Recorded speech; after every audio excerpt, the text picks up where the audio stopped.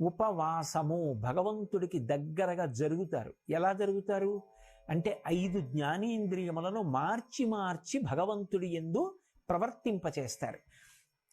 కన్నుందనుకోండి, ఏదో కొంతసేపు భగవంతుని యొక్క రకరకాల మూర్తుల్ని చూస్తాడు. ఏదో కాసేపు దక్షిణామూర్తి స్వరూపాన్ని చూసి కళ్ళు మూసుకుని ధ్యానం చేస్తాడు. కాసేపు ఊర్ధ్వతాండవమూర్తిని చూస్తాడు. కాసేపు మహానుభావుడు నటరాజస్వామిని చూస్తాడు. కాసేపు లింగస్వరూపాన్ని చూస్తాడు.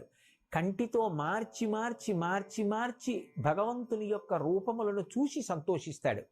కన్ను చూస్తుంటే మనసు కంటిని ఆధారం చేసుకుని ఆ భగవత్ స్వరూపానికి దగ్గరగా జరిగి కూర్చుంటుంది.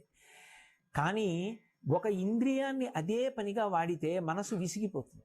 ఎంతసేపు చూస్తాం అనిపిస్తుంది. అప్పుడు కంటిని వాడడం పక్కన పెట్టి చెవిని వాడతాడు. కాసేపు భజన వింటాడు, కాసేపు